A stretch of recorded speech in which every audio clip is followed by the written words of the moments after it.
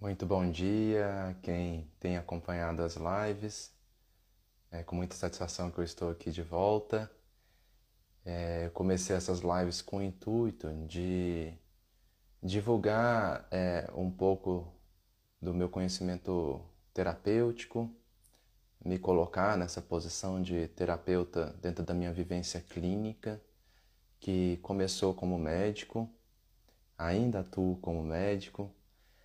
Senti apenas uma necessidade pessoal de aprofundar em busca de algo que possa oferecer ferramentas ao ser humano dentro do seu processo de adoecimento. Algo que é comum a todos nós, não é mesmo?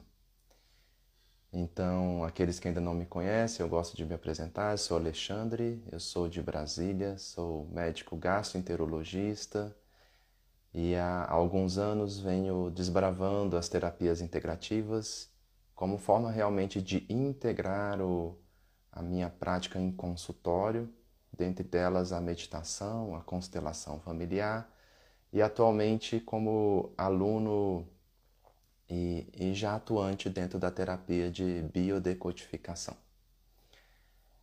Hoje eu queria conversar um pouquinho sobre os sintomas em si, como eles originam e ao olhar da biodecodificação, qual é a sua finalidade, né?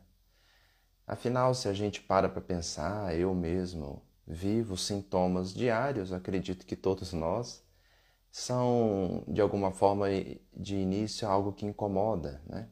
Aliás, o sintoma tem essa finalidade, uma finalidade de incômodo, aquele que tira a gente de uma zona de conforto, aquela zona de conforto que quer dizer os nossos hábitos, aquilo que comportamentalmente a gente já está acostumado, vamos dizer assim.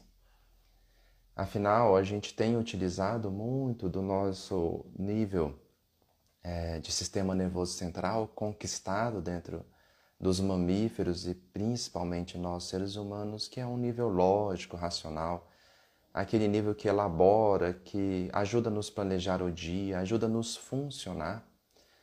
Contudo, nosso mundo, nosso universo interior, ele não é regido somente por esse nível cerebral, por esse nível da mente, né? Quando a gente olha para a natureza, olha para o nosso redor, olha para tudo que é concreto, que está ao nosso entorno e que a gente percebe pelos níveis sensoriais, né? Os cinco sentidos, como a gente aprende, nossa visão, nosso olfato, nosso paladar, nossa audição, nosso tato, a gente estabelece uma relação muito linear, né? Afinal, se eu olho para esse celular, bom, ele é um celular, uma figura geométrica, retangular, no caso do meu celular, ele transmite uma imagem, e assim a gente vai elaborando conceitos, raciocinando, e algumas vezes a gente acaba esquecendo que esse nível racional talvez não seja tudo o que estás nos dizendo aqui dentro. Afinal, existe um nível antes mais primitivo, mais arcaico, primário, original, que é um nível que chamamos numa linguagem de inconsciente. É um nível sensorial, um nível que fala uma linguagem não racional e que, se não aprendermos a decodificar, igual na escola que a gente faz a caligrafia, aprende as letras, aprende as vogais, as consoantes, se a gente não aprende essa linguagem biológica e muitas vezes a gente esquece de desenvolver esse aprendizado, a gente vai deparar por muitos conflitos. Porque se eu estou com uma dor no estômago, o meu nível lógico, racional, possivelmente vai conseguir trazer muito poucas informações sobre esse conteúdo dos sintomas. Ele vai me ajudar a entender que eu tenho uma dor no estômago, que é no estômago, então eu já tive um aprendizado o que significa estômago.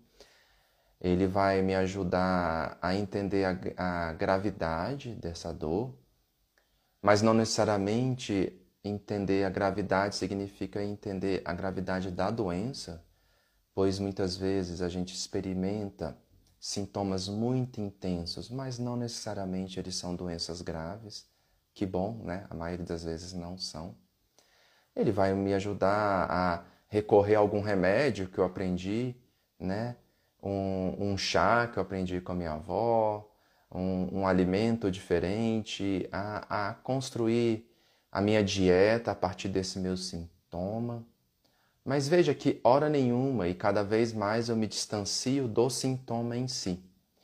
Então ele se torna muitas vezes ineficaz de aprender a partir do sintoma. Ele vai me ajudar também, se der um remédio alopata, a diminuir os sintomas. O remédio alopata está aí para isso, aliviar sintomas, né? Mas pode ser que seja uma dor aguda e autorresolutiva, ou seja, aquela que vem e que vai passar.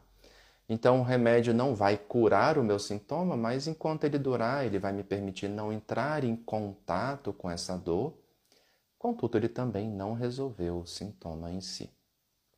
Então, veja a inabilidade desse nosso nível lógico, e a gente não deve descartá-lo, aliás, ele nos ajuda muito a sermos seres humanos, a relacionarmos e a traçarmos metas, entre outras coisas. Ele só não vai nos ajudar eficazmente a compreender a linguagem biológica, a linguagem dos nossos sintomas. Então, como que começam os sintomas, né? A gente pode dizer, à luz da biodecodificação, que todo sintoma vem por trás de uma memória. Uma memória que se instaurou em algum momento do nosso passado em que ele gerou um conflito. Então, vamos entender esse conceito de conflito à luz dessa terapêutica. Bom, quando a gente lembra lá na nossa primeira infância, talvez lá na nossa vida intrauterina, talvez outras teorias, inclusive, que falam sobre de programas que surgem antes mesmo da nossa concepção, programas das memórias dos nossos pais, quando já começam a pensar em ter um filho, e esse filho é concebido, somos nós, já existem informações ali, informações trazidas ao nosso indivíduo, à nossa formação. Então, tem também programas já muito anteriores a nós, dentro da nossa filogenia. O que é filogenia? Então, é aquilo que diz sobre a evolução dos seres, né? Ah, mas isso tudo está no nosso DNA? Isso não é viagem não, Alexandre? Bom, a gente pode observar inclusive isso na formação dos fetos. Sem fugir ao tema, mas engrandecendo o tema que eu acho muito enriquecedor, toda a formação do ser começa lá desde os seres unicelulares.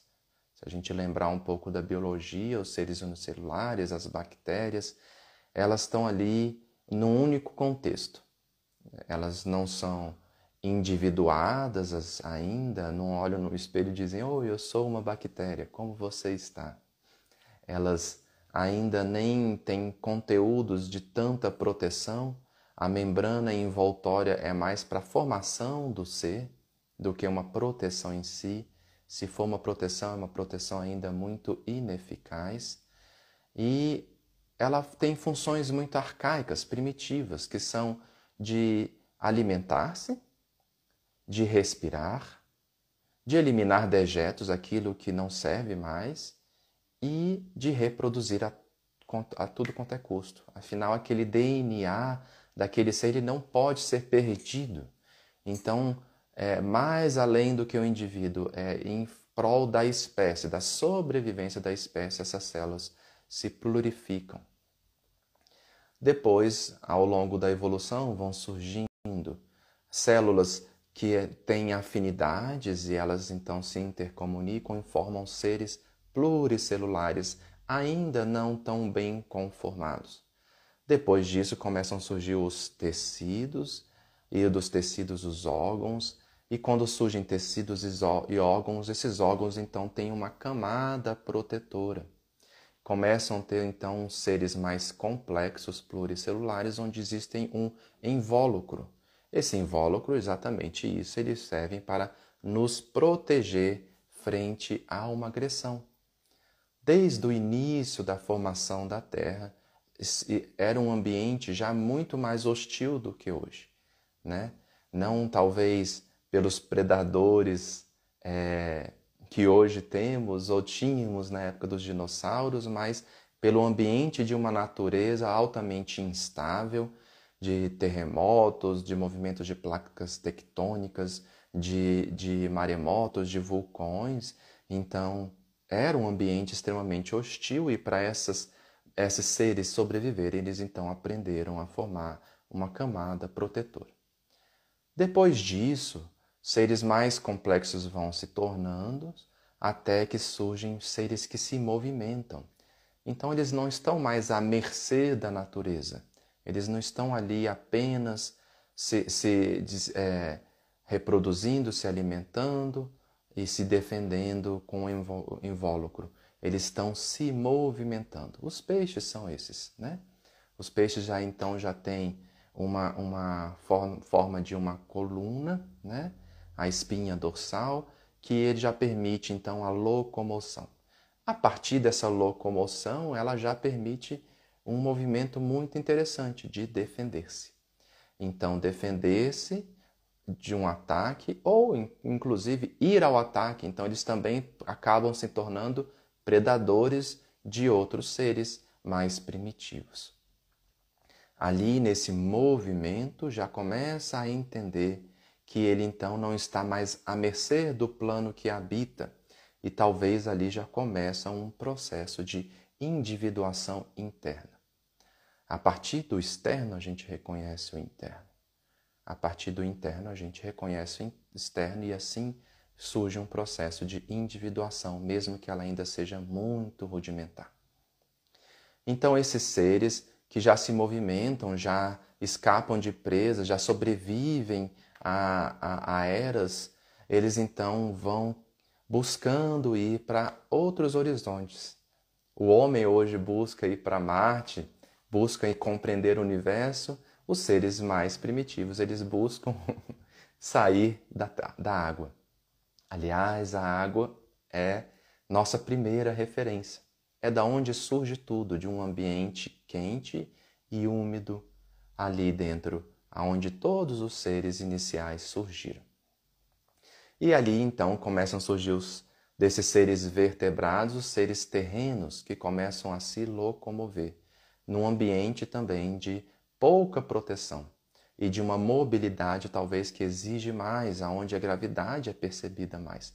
Então, estruturas mais complexas vão surgindo para a necessidade dessa movimentação. E dali, aos seres, então, vêm os anfíbios, vêm os répteis. Dos répteis já surge uma inteligência rudimentar instintiva. E depois vem, então, as aves, os mamíferos e os seres humanos. A partir dos mamíferos, possivelmente, talvez antes, mas vamos dizer que a partir dos mamíferos já começam a existir clãs, grupos que interrelacionam e disputam entre si.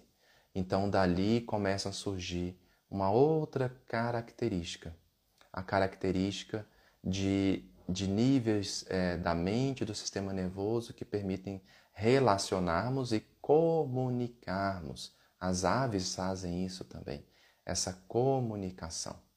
Então, a gente utiliza desse nível mais superior, mais elevado, mais evoluído dos nossos 5 sentidos para comunicar-se. Para dizer eu sou eu, você é você, aqui existe um território, ali existe outro território, se eu ultrapasso ele, existem movimentos. Movimentos de perigo ou de aproximação. Aliás, existe a empatia nesse processo, não é mesmo? Então, tudo isso está aí, lá no nosso DNA, assim que a gente é concebido. Essas informações de gerações e gerações, de evolução dos seres já estão sacramentadas, a gente não precisa fazer o esforço delas surgirem. Ufa, porque a gente tem muito pouco tempo para isso, não é mesmo?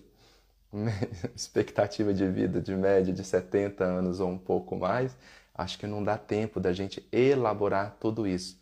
Graças aos outros seres, graças à natureza, a gente já está aqui com todo esse conteúdo. E a gente pode perceber isso na nossa ontogenia desde a formação do embrião, na embriogênese. Olha que maravilha! Dois seres unicelulares, duas células, espermatozoide e óvulo, se unem, formam um ser único, unicelular ainda, e começam a se reproduzir. Em horas já são pluricelulares. Em dias já começam a ter tecidos e a diferenciação de possíveis órgãos. Depois, em algumas semanas, já está ali, formado a maravilha, quando a gente escuta aquele coraçãozinho, tutu, tutu, tutu.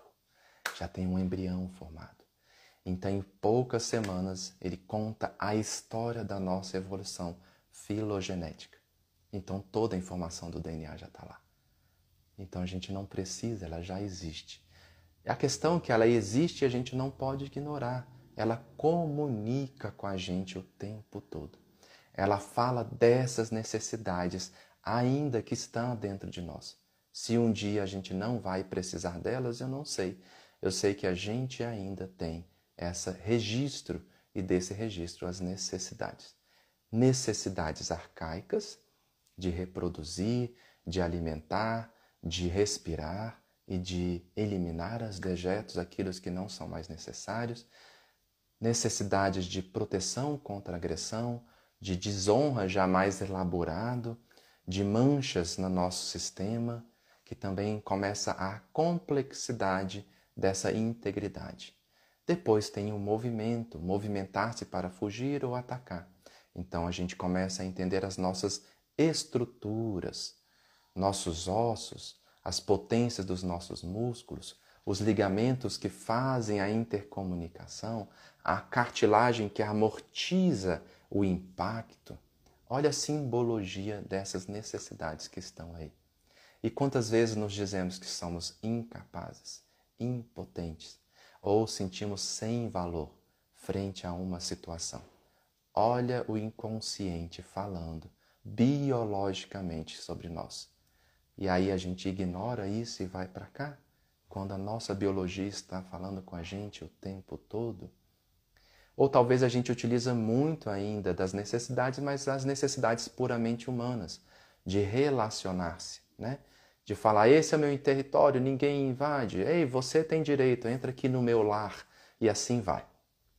Mas esse é o nível mais acima. Em poucos milhares de anos isso foi construído. E os bilhões de anos antes, que ainda estão em processo de elaboração e vivos entre nós, a vida animada com a gente. Como é que a gente faz? Vamos ignorá-las? Bom, a partir dessas necessidades surge um terreno. Que terreno, Alexandre? O terreno individual. Você, eu, cada um de nós, quando concebidos, é um indivíduo, um terreno único, que sofre sim as impressões dos seres da filogenia, sofre sim as impressões transgeracionais dos nossos antepassados. Afinal, parte disso que a gente chama de eu é mais do que eu, é um coletivo que está dentro de nós. E, como a gente viu na última conversa com a Cris Novaes sobre as lealdades, a gente vê isso mais claramente. E o indivíduo com uma mente, com todas as informações, mas com um cérebro, vamos dizer assim, com um hardware novinho, resetado. As sinapses formadas lá dentro daquele útero, eles somente foram formadas ali para um ambiente puramente de necessidades primárias ali, do movimento, da nutrição, da placenta, da proteção, mas ainda ele nem teve contato com o fora. O fora dele ainda é o dentro da mãe, ele e a mãe ainda é a mesma coisa, então essas elaborações ainda não se formaram. E olha que lindo, olha as referências, estamos num ambiente aquático. O líquido amniótico quente e úmido, permitindo a nossa formação. Chega um momento que essa zona de conforto precisa sair. Afinal, quantas vezes, quando a gente está muito triste, eu já fiz isso várias vezes, faz aquela posição fetal, busca aquele calorzinho, pega 1 milhão de travesseiros, começa a se abraçar. olha a informação lá do intraútero voltando. Eu quero voltar para aquele ambiente seguro, acolhedor, de calor, úmido, aonde eu não precisava me expor. Mas a vida coloca a gente para frente. Essa é a evolução, a construção, a progressão que a gente não tem escolha. A gente está nesse fluxo, como todos os seres não são nós. Então chega um momento que esse bebê cresce, esse feto cresce, e ele não cabe mais naquele útero. Ficar naquele útero se torna perigoso. Afinal, o tamanho dele já não é mais suficiente para aquele ambiente. Então começa o processo de parir, de movimentos contráteis, involuntários. Porque talvez a mãe também queria aquele feto ali. Então o inconsciente impulsiona para que aquele feto faça seu parto. O feto faça seu parto. O outro ajuda o processo. O feto e o inconsciente é que trabalha. Se a mãe, nesse momento que está grávida, essa gestante, disser assim, agora meu útero vai contrair, vamos lá. Não acontece, não é mesmo? Então, é algo involuntário ainda, é involuntário. Então, é um momento que vai para além de nós. É um movimento que é independente. E quando ele nasce, começa aquele contato, o contato com um ambiente de temperatura completamente diferente. A diferença de temperatura, com certeza, ele vai sentir. A falta do calor, da umidade, a falta daquele invólucro ali que estava protegendo ele. Então, ele chora de dor, chora do contato. Toma a respiração. Pela primeira vez, ele faz o esforço. Pela primeira vez, ele toma a vida pelos pulmões. E ali começa o processo, não da vida, mas do nascimento do ser. Nesse momento, e diz a psicologia que possivelmente nos 7 primeiros anos é um movimento muito inconsciente. É um movimento onde ele ainda não entende quem é ele está num processo de individuação. O bebê, a criança ainda está num processo de compreender, de socializar.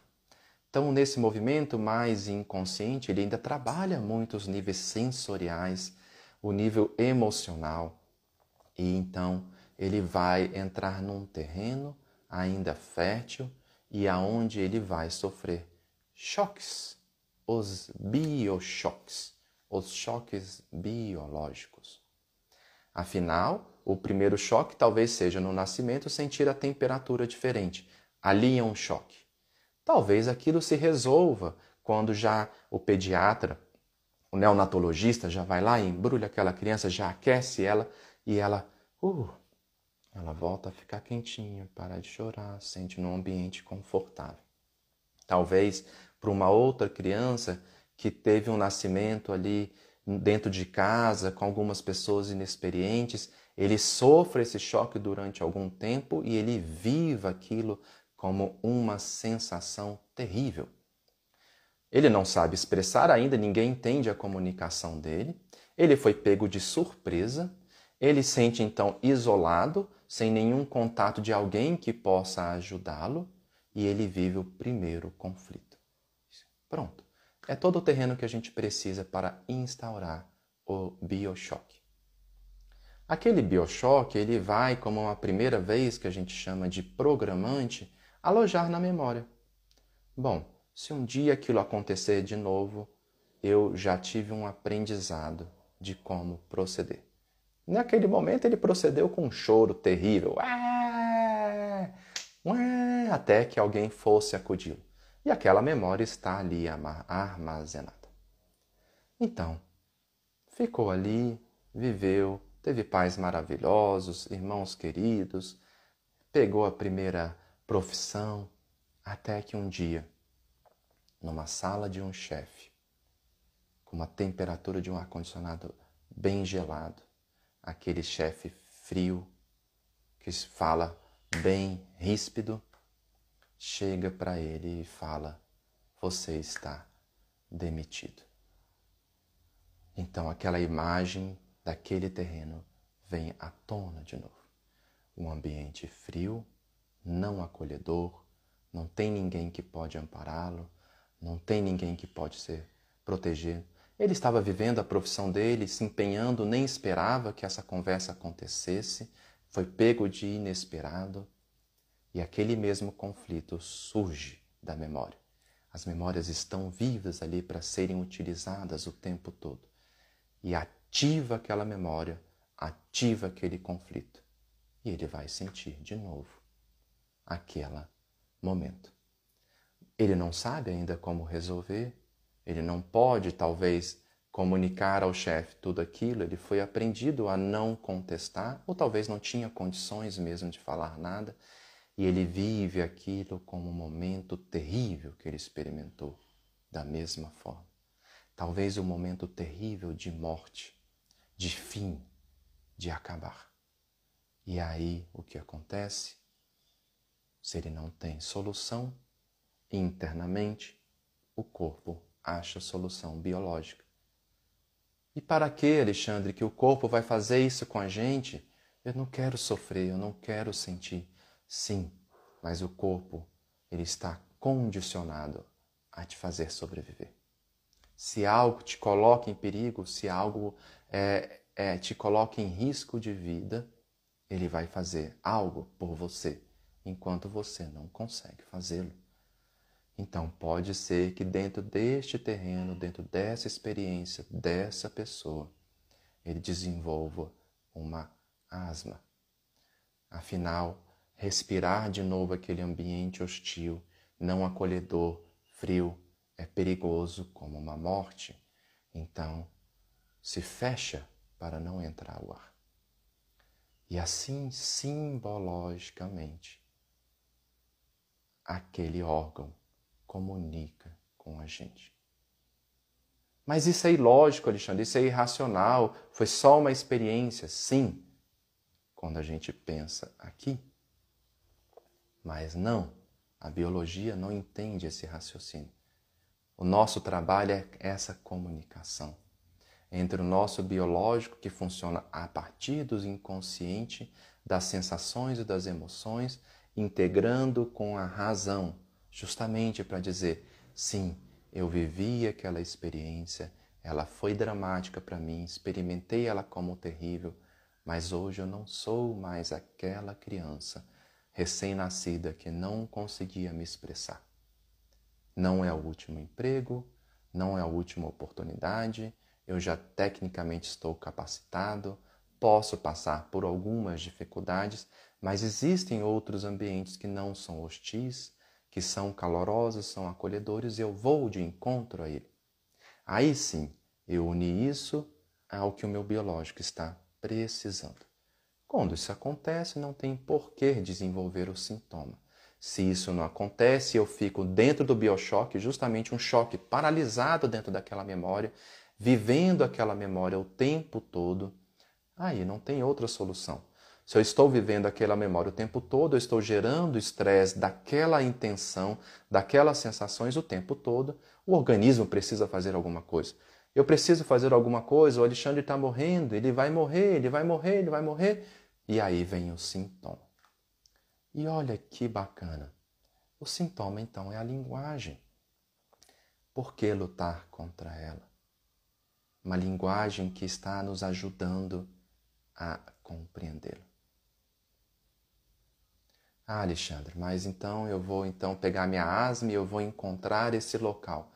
Não, não é por aí. Você está de novo voltando para cá, querendo traçar lógicas matemáticas lineares para algo que não é matemático e não é tão geométrico assim. Ele é subjetivo, gente. Subjetivo dentro da experiência vivida por você como indivíduo, dentro do seu terreno de milhares, bilhões de experiências, bilhões de sinapses formados a partir dessas experiências. Ele é biológico. Ah, Alexandre, mas então como eu posso fazer? Bom, se não encontro uma solução dentro de você, busque ajuda. Talvez esse seja um passo. Ah, Alexandre, mas então eu vou pegar o meu sintoma, minha doença física e vou atrás dessas emoções? Talvez sim, talvez não. Talvez só de pensar você já está sentindo. O contexto aí atrás, a crença que está te limitando, a crença que está te enclausurando dentro desse processo e não achando outras soluções, só dali já existe um caminho. Eu gosto daquela frase que diz: é no problema que tem a solução e não fora dele. Muitas vezes a gente faz isso, não é mesmo? Eu tenho um problema, eu busco soluções fora dele. E aí, vai resolver? Se eu estou sem emprego, então agora eu vou viver dormindo na cama, deitado, voltar a ser cuidado pelos meus pais. Eu estou dentro do problema ou fora dele? Se eu não tenho capacidade de entrar dentro do problema, eu busco auxílio para encontrar as soluções. Afinal, o problema vai continuar existindo, o terreno vai continuar a estar inundado desse problema e seu corpo vai continuar falando sobre esse problema para você de uma maneira de expressão da linguagem que ele sabe expressar, que é a biologia. Então é isso, gente. É isso que eu tinha para conversar hoje com vocês. A mensagem que talvez eu queria transmitir é exatamente isso. É lógico que existem várias outras formas de expressar isso tudo que eu estou falando. Para mim, a linguagem ela é mais fluida porque ela é biológica, da onde veio a minha formação, mas ela não é a única. A questão é que a gente pode compreender que o sintoma, a doença, não está contra a gente. Nosso corpo não está contra a gente. Nosso corpo está a serviço da nossa sobrevivência. Muitas vezes essa sobrevivência é para mim mesmo, muitas vezes é para a sobrevivência do outro que eu amo, meu filho, minha mãe, meus parentes, um amigo até. Muitas vezes a sobrevivência é de um coletivo, como a gente viu na pandemia. Movimentos e movimentos inconscientes em prol da sobrevivência da espécie, do ser humano. Podemos olhar para isso, compreender que é uma linguagem, ou podemos distanciar disso, mas deixar de compreender o que exatamente nosso corpo está querendo falar. Até o nosso próximo encontro. Muito obrigado a quem participou e até a quarta-feira que vem às 10h30.